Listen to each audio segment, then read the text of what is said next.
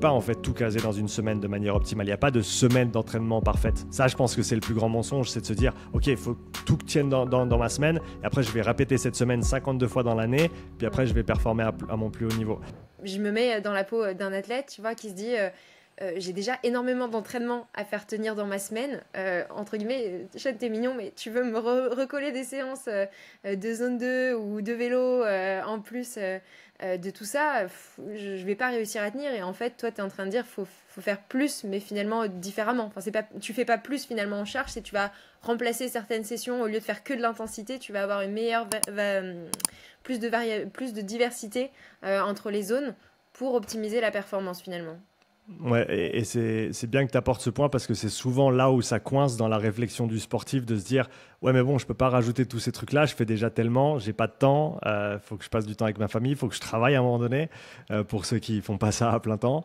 Et ce qui est intéressant d'aborder dans ce cadre-là, c'est le concept de planification de l'entraînement et la manière dont on va organiser sa saison ou son année d'entraînement.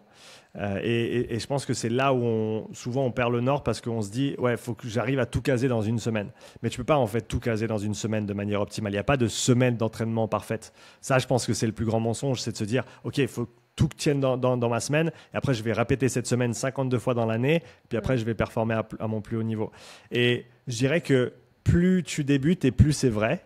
C'est-à-dire que quand tu débutes, en gros, tout est nouveau pour toi et pour ton corps. Et typiquement, ce qui est nouveau, ton corps, il s'adapte mieux ou plus rapidement.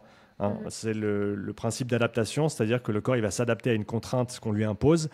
Mais ensuite, plus on impose cette contrainte, et moins elle apporte de changement. Donc, plus ton niveau évolue et plus ton volume d'entraînement est élevé, et en fait, plus il faut faire un effort démesuré pour avoir un tout petit progrès, alors que le débutant, il regarde une barre de squat, boum, il a gagné 5 kilos sur son squat. Et donc, pour ça, au début, oui, tu peux faire la même semaine, toute la semaine, pendant des mois, voire plus. Et là où il faut faire attention, en fait, c'est quand on commence à avoir les signes que c'est plus ce qu'il nous faut. C'est plus approprié pour continuer à progresser. Et souvent, c'est traître parce que tu commences, tu t'entraînes 2 fois semaine, 3 fois semaine, tu progresses bien, tu fais ça pendant 4 mois, 6 mois, ok, tu commences à sentir que c'était plus aussi facile qu'au début. Qu'est-ce que tu fais? Tu rajoutes un entraînement, boum, tu t'entraînes 4 fois semaine, ok, tu reprends ton envol, tu recommences à progresser parce qu'on a appliqué une surcharge, donc c'est le principe de progressivité, on fait un petit peu plus pour justement contrer le fait que le corps il s'adapte et il s'accommode à un stimulus. La fameuse loi de l'Hormèse, où on vient créer un Exactement. stress modéré pour réadapter. En fait, tu as une forme d'habituation finalement. C'est Et au l'habituation, début, c'est ça, ouais. forcément, tu t'habitues beaucoup moins. Et après, tu t'habitues de plus en plus. On le voit même sur des barres d'haltérophilie. En fait, au début, tu passes de 10 en 10 kilos, 5 en 5. Puis au bout d'un moment, tu es là, tu vas mettre ton petit 0,5 et c'est hyper dur. Et au bout d'un Exactement. moment, tu plateaux, quoi. Enfin, il y a plus cette progression. Et ce qui est traître, c'est que une fois que tu arrives en fait à capacité par rapport à ce que toi tu peux récupérer, et ça c'est très très individuel, ça va dépendre de ton passé sportif, ça va dépendre de ta génétique, ça va dépendre de ton quotidien, de ta gestion du stress, de ta nutrition, du travail que tu fais à côté, du temps que tu as à dédier à l'entraînement. Donc chaque personne récupère à sa propre manière forcément, mais une fois que tu arrives à capacité en fait sur les heures que tu as allouées, la charge d'entraînement que tu arrives à assumer, eh ben, la solution, c'est rarement de faire plus après ça. Parce que typiquement, si tu fais plus, ton corps, il va te dire non. Et j'ai une citation que je ressors tout le temps, que j'adore, qui vient du patineur ou ex-patineur de vitesse Niels van der Poel, qui a gagné 2 médailles d'or olympiques à Beijing et qui a fait double record du monde sur 5000 et 10 000 mètres. Et il a partagé toute sa philosophie d'entraînement dans un PDF qui est accessible gratuitement en ligne, c'est dingue. Et il a dit en gros qu'il fallait apprendre à écouter son corps quand il te murmure pour ne pas devoir l'entendre crier. Et tous les petits signes, les petits bobos, ah j'ai un petit peu mal là, ah ça veut pas se remettre, ça c'est tous des signes typiquement que t'en fais un petit peu trop par rapport à ce que tu arrives à récupérer. Et souvent, la solution c'est pas de faire plus dans ces cas-là, c'est de faire différemment. Et c'est là justement où on peut introduire ce concept de périodisation et se dire, OK, quel est mon objectif dans ma progression? Alors peut-être que tu as une compétition pour laquelle tu veux te préparer, peut-être qu'il y a une saison de compétition pour laquelle tu as besoin de te préparer selon le sport dans lequel tu évolues. Peut-être que tu veux juste continuer à développer ta santé, mais même pour ceux et celles qui n'ont pas d'objectif de compétition, ça vaut la peine de se dire que tu vas avoir différentes phases ou différents blocs dans ta saison avec différents focus en fait. Et sur 3 mois, peut-être que je vais mettre un peu plus l'emphase sur la force parce que j'ai besoin de développer cette qualité. Donc, je vais faire peut-être 3 unités de force pour une unité d'endurance, quelque chose comme ça. Mais c'est jamais tout ou rien, c'est plutôt un système de curseur, quoi, finalement. C'est souvent un système de curseur. Ça peut passer à rien à certains moments de l'année. Exemple typique avec Claudia, je reviens là-dessus. En pré-saison, donc elle a fini les games l'année dernière, elle a pris un mois off, un vrai mois off. Il y a peu de gens qui prennent autant de repos qu'elle, alors que c'est une des meilleures. C'est très très important de comprendre que se reposer, ça ne veut pas dire que tu ne peux pas performer. C'est indispensable à mon avis pour non seulement performer, mais surtout durer dans ton sport. Si tu veux que ta carrière elle fasse plus que quelques années et que tu veux t'en sortir aussi avec ta santé encore dans les mains. Et donc elle, après cette période-là, elle reprend les entraînements et typiquement pendant 2 à 3 mois, elle fait presque pas, voire pas de CrossFit. Donc typiquement, c'est pas forcément de force. Peut-être un WOD par semaine. Alors oui, elle va faire de la force, oui, elle va faire de l'endurance, mais tout en dissocié. Mais les mettre ensemble dans un WOD, c'est très très rare parce que pour elle, à son niveau qui est élite, hein, elle est une des meilleures mondiales à l'heure actuelle, elle n'a pas besoin de bosser ça toute l'année. En plus de ça, le CrossFit, ça reste un sport qui reste très traumatisant pour les articulations, pour le corps, c'est très taxant. Et quand tu le fais à son niveau, c'est comme un dragster. Claudia, c'est un dragster dans le CrossFit, c'est-à-dire qu'elle ne peut pas juste faire des départs arrêtés non-stop tous les jours, toute l'année, parce qu'elle va se cramer. Elle fonctionne pour forcément avoir des pics de forme à certains moments de l'année, selon ses objectifs. Mais donc, loin des compétitions, elle va se retrouver à faire très peu de son sport. Et encore une fois, ce n'est pas le cas pour tout le monde, mais elle, ça lui permet justement de travailler des qualités dont elle a besoin, la course à pied, la force, sa chaîne postérieure, des choses que tu ne pourrais pas faire. Tu ne pourrais pas en faire assez si tu faisais encore 4 ou 5 watts de CrossFit par semaine.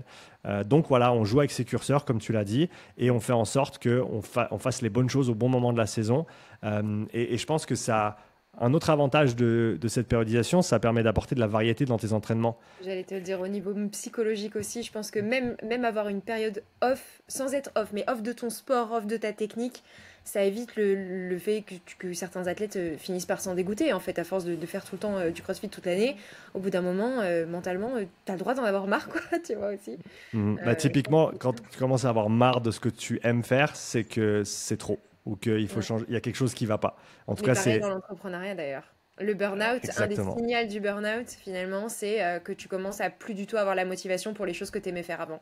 On pourra basculer là-dessus après si tu veux, mais moi, ça m'est arrivé en décembre. C'était fin novembre, début décembre 2023. Et j'avais fait plein de séminaires. J'étais parti dans tous les 4 coins de la France. J'adore cette partie-là de mon métier, de pouvoir transmettre, de pouvoir enseigner, de pouvoir partager. Mais je suis rentré à la maison un jour et j'ai dit, j'ai plus envie. Et on s'est posé avec ma femme et on a dit, OK, il faut qu'on fasse différemment alors parce que forcément, là, tu fais trop. Et on a changé pas mal de choses dans notre manière de fonctionner. Mais donc, je suis tout à fait d'accord avec toi, ça s'applique dans tous les domaines de la vie. Il faut qu'on garde l'envie, en fait. Et comme tu as dit, des fois, faire une pause, ça te permet de reprendre goût aux choses et de retrouver justement cette niaque un petit peu pour y aller et pour te remettre dans le dur. Et c'est important de s'écouter aussi de ce côté-là. Ouais, et sans parler de pause, du coup, tu parlais de diversité dans la planification. Ça, c'est clair aussi. C'est que du coup, déjà, je pense, comme tu disais, par rapport à ce concept d'habituation et d'adaptation, en arrêtant un petit peu et en ramenant, tu as à nouveau ce process d'amélioration qui se fait mieux. C'est ça. Et puis, ça te permet aussi d'être plus intense, finalement, entre guillemets, intense sur certaines typologies d'entraînement, certaines zones, parce que tu as plus de temps à y consacrer aussi si tu joues avec ces curseurs, quoi. Ouais, il y a une citation que j'ai volée à un collègue, Alex Hutchinson, qui a écrit un bouquin qui s'appelle Endurance, qui est phénoménal d'ailleurs pour ceux que ça intéresse. Il y a une grande part de psychologie du sport aussi dedans, donc je pense que ça peut intéresser pas mal de tes auditeurs. Et il a dit, je l'avais interviewé sur le podcast et il avait dit, le meilleur entraînement, c'est celui que tu n'as jamais fait. Et le meilleur stimulus, c'est celui que tu n'as jamais eu. Donc on revient à cette idée les progrès de débutants, c'est un fait en fait. C'est que ton corps, quelque chose de nouveau, il va s'adapter plus rapidement, plus facilement, parce qu'on est au tout début de la courbe d'habituation. Et ça, c'est quelque chose que tu peux utiliser à ton avantage. C'est un levier que tu peux utiliser, parce que si tu arrêtes de faire un truc pendant un temps, ton corps, et en fait, il va se resensibiliser à cette chose-là. Et une fois que tu vas réappliquer ce stimulus, il va de nouveau répondre comme avant. Et il y a un concept que mon collègue Pat Davidson, il avait apporté sur le podcast qui était super intéressant, qui est l'idée du bloc -1. Donc, on a le bloc 0 où tu démarres, le bloc 1 qui va de l'avant, etc. Mais le bloc -1, c'est réfléchir en fait comment tu vas resensibiliser le corps pour que ton bloc 0 il soit le plus effectif possible. Et lui, il parlait par exemple de perte de poids et il disait, moi, avant de faire une perte de poids, je vais me mettre sur la limite haute de ce que mon corps peut tolérer en termes de calories sans prendre de poids.